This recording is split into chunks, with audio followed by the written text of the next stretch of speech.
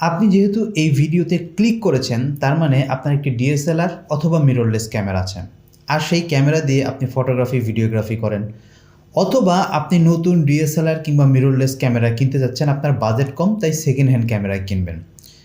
বর্তমান সময়ে যাদের বাজেট কম, নতুন ক্যামেরা কেনার মতন সামর্থ্য নেই, পুরাতন ক্যামেরা কিনতেছেন যেহেতু বাজেট কম, তাদের সাথে কী পরিমাণ জঘন্যতম কাজ হয় সেটা শেয়ার করব, এবং এটা থেকে আমরা কিভাবে বাঁচতে পারি সেটাও আপনাদের জানিয়ে দেব। আপনি অনলাইন কিংবা অফলাইনে একটু যদি খেয়াল করেন তাহলে দেখবেন অনেকেই আছেন যে এই ধরনের ক্যামেরা সেল করেন, সেকেন্ড হ্যান্ড কিংবা পুরাতন ক্যামেরা। আর তারা এমনভাবে আপনার সামনে ওই ক্যামেরাগুলো উপস্থাপন করে যে ওই ক্যামেরা এক পিসই তার কাছে আছে, এবং ওই ক্যামেরাটা যদি আপনি ওই সময় না কিনেন তাহলে আপনি ঠকে যাবেন। অর্থাৎ আপনাকে মানে একটা ভাবার কিংবা রিসার্চ করার কোনো সময় দেবে না। অর্থাৎ ওই ক্যামেরাটা নিয়ে যে আপনি কোথাও কোনো খোঁজ খবর নেবেন সেই সময়টা কিন্তু আপনি পাবেন না। তারা এমনভাবে বলে যে আমার কাছে এই ক্যামেরাটা আছে, এই ক্যামেরাটা যদি আপনি দোকান থেকে কিনতে যান তাহলে এটা নতুন অবস্থায় কিনতে গেলে আপনার 1 লাখ 1.5 লাখ কিংবা 80,000 টাকা দাম পড়বে, আমি এটা আপনাকে 20,000 30,000 টাকায় দিয়ে দিচ্ছি। আপনি যদি এখনই এই ক্যামেরাটা না কিনেন তাহলে আমার কাছে কিন্তু 1 পিস কিংবা 2 পিসই আছে, আমি খুব তাড়াতাড়ি বিক্রি করে দেবো, কারণ আমার অনেক কাস্টমার, আপনাকেও ছাড়া আরও অনেক কাস্টমার লাইনে দাঁড়িয়ে আছে, আপনি না নিলে আমি তাদের কাছে সেল করে দেবো। মানে একটা তাড়াহুড়া বাজিয়ে দেয়, এত তাড়াহুড়া করে মনে হয় যে সে এই ক্যামেরাটা ওই সময় আপনার কাছে না বেচতে পারলে মনে হয় যে মানে আরেকজনের কাছে দিয়ে দিবে, এমন একটা অবস্থা দেখায়। এটা আপনারা অফলাইনেও পাবেন, অনলাইনেও পাবেন। সেম একইভাবে এমন কিছু কিছু শপ আছে যেই শপগুলো এই ধরনের সেকেন্ড হ্যান্ড ক্যামেরাগুলো সেল করে, এবং তারা আপনাকে এমনভাবে বলবে যে মনে হবে যে ওই ক্যামেরাটা এক্ষুনি যদি আপনি না নেন তাহলে আপনার মানে ক্যামেরা কেনাই বৃথা। আপনার জীবনে যদি আপনি কোনো ক্যামেরা কিনেন আপনার সেটা সার্থক না, আপনি ক্যামেরা কিনে সার্থক হবে না, ওই ক্যামেরাটা আপনাকে কিনতে হবে। এমনভাবে বলবে যে এই ক্যামেরাটা আপডেট ক্যামেরা, এই ক্যামেরা সমস্ত কিছু ওকে আছে, সব কিছুই অল ওকে, আপনি যদি এই পিস না নেন, আমার কাছে একটা পিসই আছে, তাড়াতাড়ি নেবেন, এবং না হলে আমি এটা সেল করে দেবো অন্য জায়গায়। তো ওই যে সময়টুক তারা দেয় না, এটার পেছনেই হচ্ছে সবচাইতে বড় স্ক্যামটা লুকিয়ে থাকে। এই ধরনের ক্যামেরা, সাপোজ ধরেন একটা ক্যামেরার মার্কেট প্রাইস আছে 80,000 1 লাখ কিংবা 1.5 লাখ টাকা, সেই ক্যামেরাটা সে কীভাবে 30,000 35,000 টাকায় দিতে পারে, এই জিনিসটা কখনো আপনারা মাথার মধ্যে চিন্তা করেছেন? মাথার মধ্যে এই চিন্তাটা এনে দেখেছেন যে 80,000 কিংবা 1 লাখ 1.5 লাখ টাকার ক্যামেরা সে কীভাবে 30,000 টাকায় দিতে পারে? ওই ক্যামেরাটাতে সমস্যা থাকবে। এরকম অনেকেই আছেন যারা এই ধরনের প্রলোভন মানে লোভে পড়ে, তাদেরকে এমনভাবে প্রলোভন দেখানো হয়েছে, প্রলোভন দেখানোর পরে তারা লোভে পড়ে গেছে, এবং ওই ক্যামেরাটা কিনে যখন বাসায় আনছে কয়েকদিন পরে ব্যবহার করার পরে দেখা গেছে তার মাদার বোর্ড নেই, ক্যামেরা নিয়ে গেছে সার্ভিসিং করেছে, আরেকদিন পরে দেখা যায় যে আবার আরেকটা সমস্যা। তো এই ক্যামেরাটা যে দাম দিয়ে কিনেছে এবং সার্ভিসিং খরচ যা পড়েছে, দেখা যায় যে সমস্ত কিছু মিলিয়ে সে একটা নতুন ক্যামেরায় কিনে ফেলতে পারতো ওই দামে। তো এ থেকে আমাদের বাঁচার উপায় কি? আমি আপনাদের সাথে আগেও একটা ভিডিও, বেশ কয়েকটা ভিডিওতেই বলেছি যে আপনারা যখনই কোনো ক্যামেরা কিনবেন অবশ্যই সেই ক্যামেরাটার সম্বন্ধে খোঁজ খবর নেবেন, সেটা পুরাতন হোক কিংবা নতুন হোক। আপনি অনলাইনে যান, গুগলে যান, গুগলে গিয়ে আপনি যে মডেলটা পছন্দ করতেছেন কিংবা যে মডেলটা কিনতে চাচ্ছেন ওই মডেলটা লিখে সার্চ দেন।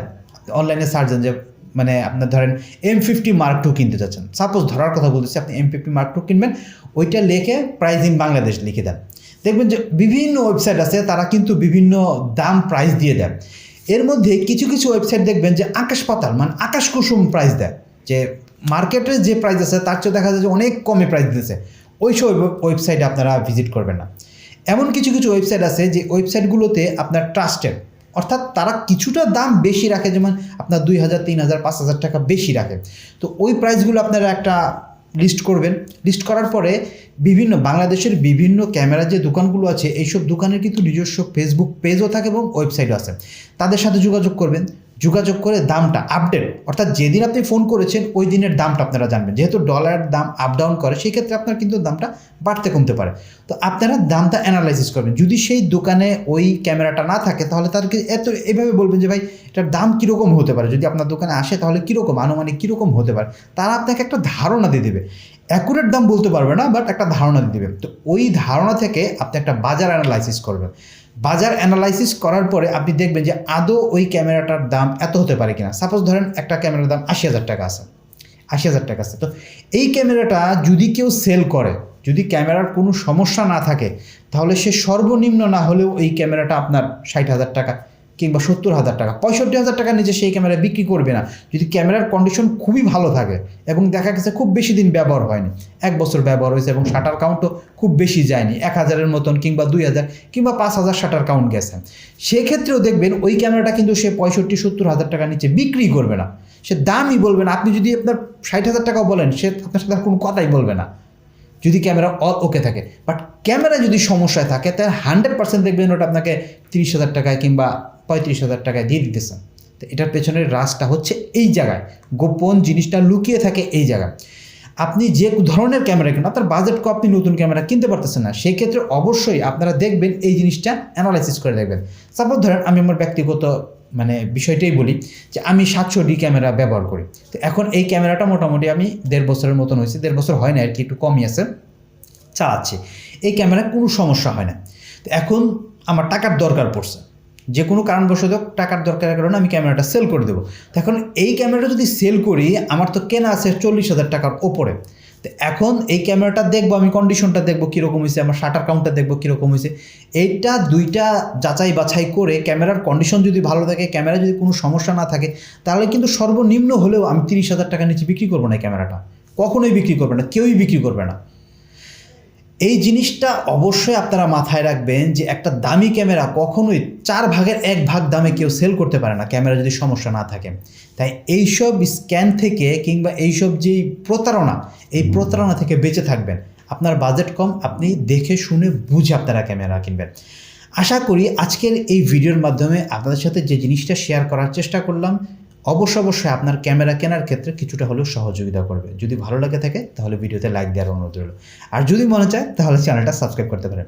আজকের এই ভিডিও থেকে আমি সোহেব হাসান এখানেই বিদায় নিচ্ছি। দেখা হবে আগামী কোনো ভিডিওতে। সেই পর্যন্ত সবাই ভালো থাকবেন, সুস্থ থাকবেন এবং অবশ্যই নিজের প্রতি যত্নবান হবেন।